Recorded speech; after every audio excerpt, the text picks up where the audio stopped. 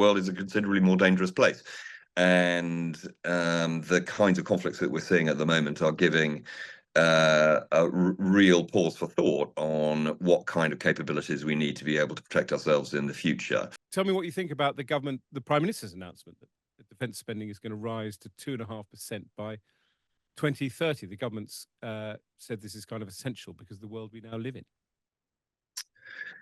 Well, it's extremely welcome, and in a sense, it's part of a pattern of increasing defence expenditure announcements over the past 5 years or so. There was a big uplift in 2021 with UK defence spending when an extra 16 billion was put in to the budgets. There was an implied uplift when AUKUS was announced as well, and another implied AUKUS being the AUKUS being the US. this exactly the submarine project between America, the UK, and the US, which is effectively the biggest defence capability announcement, international announcement of that type for about 60 years, in fact, actually, and is a really genuinely very significant in the way in which the UK was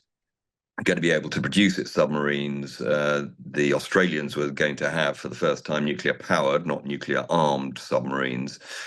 And the US was going to facilitate much of that. There are also, alongside that, a number of different projects around hypersonic missiles, underwater sensing technology, quantum computing, AI, all of which also are in contemplation between those three nations. And Japan is potentially going to join some of those projects as well.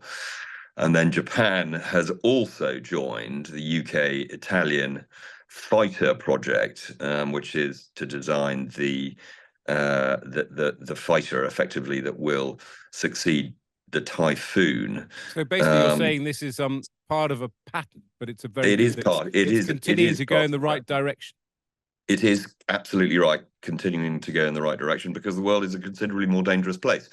And the kinds of conflicts that we're seeing at the moment are giving a real pause for thought on what kind of capabilities we need to be able to protect ourselves in the future, and they will require money. So, in a sense, it's a confirmation of the kinds of things that have been being announced over the last few years, anyway. And I hope very much that it will provide a model for other European countries and other developed economies around the world, and our allies to up their defence spending as well. Yeah, can I pick up on that? Because Ben Wallace on Times Radio Breakfast this morning said pretty much exactly that because the UK had 2% defence spending, gradually we moved from 4 to 11 NATO nations reaching that target. And now he feels the UK is sort of kicking on with 2.5%, and other NATO countries will now feel an additional encouragement, shall we say, to start moving it towards that figure.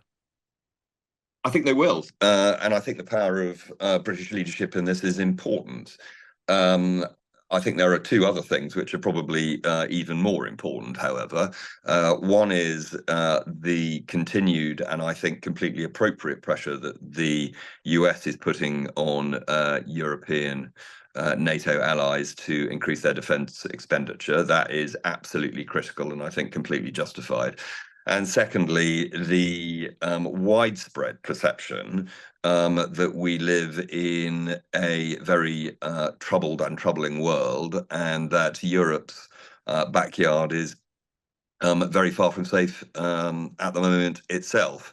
And I think most European nations are very keenly aware of that and trying to square the circle of trying to increase the amount of defence and security spending they can afford with the other pressures on the public purse. In terms of that level of spending, I mean, obviously Donald Trump very much encouraged NATO countries to spend more on defence. And in Donald Trump's defence, I think somebody came up with a quote from John Kennedy in 1960 saying almost exactly the same thing. So people who think that Trump is a sort of outlier on this may be wrong. But there is every chance that Donald Trump could be president in taking office next January. What impact do you think that will have, given that Europe and NATO do seem to be sort of getting their act together in the face of what's happened in Ukraine.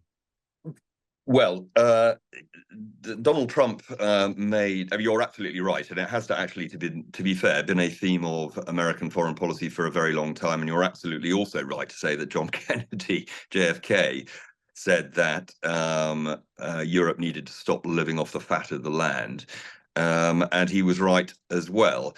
The peace dividend in Europe has been enjoyed for probably a bit too long, and it's time to suspend that peace dividend. If Donald Trump gets back in, I think the best insurance against the withdrawal of certain types of American support for NATO is going to be for other NATO countries to demonstrate visibly and obviously and with real money and real pace that they are, pulling their weight. And I hope that Donald Trump will continue to put the pressure on, but I fervently hope that he does not decide to withdraw some of that American presence and capability in Europe. I mean, certainly when he was in power last time around, he made pretty tough and minatory noises about NATO, but continued to very much play their part in European defence. And I would hope that that is a pattern that will be continued. I mean, frankly, Europe and the UK really upping its expenditure starting now would still take a couple of decades and hundreds of billions of euros, dollars, and pounds to replicate what the Americans offer to European defense right now. So an absolutely critical objective of any European government at the moment is to make sure that the Americans feel that it is in their interest and are not being taken advantage of when they contribute to European and NATO defense. Can I ask you about some of the key players who might be critical in this relationship? We've had the appointment of General Gwyn Jenkins as the new National Security Advisor, the job that you used to do. He's the first military man to have this appointment. I'd love your thoughts, A, on him in particular, but also for a layman like me, why the National Security Advisor has hitherto not been a military person.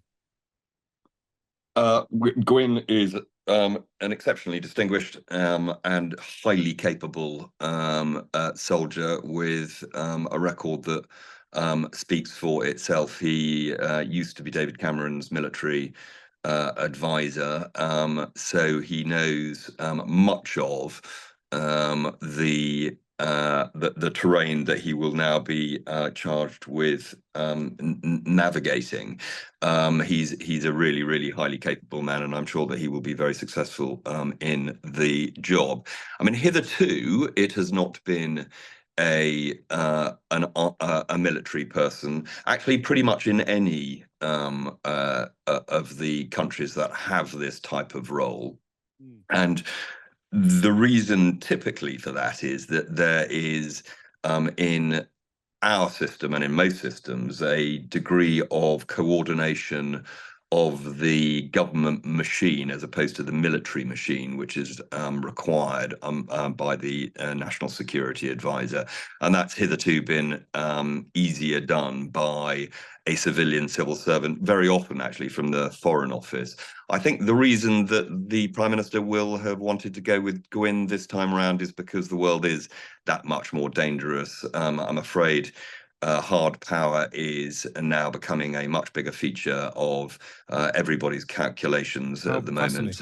That is fascinating. And Tim Barrow off to Washington DC, so he will be a key player after the presidential election. The ambassador to the United States is always a key player. So certainly. What's your thoughts on Tim Barrow? Well, again, an extremely experienced diplomat. He's been ambassador to Russia and to Ukraine, and he's been ambassador to Europe as well.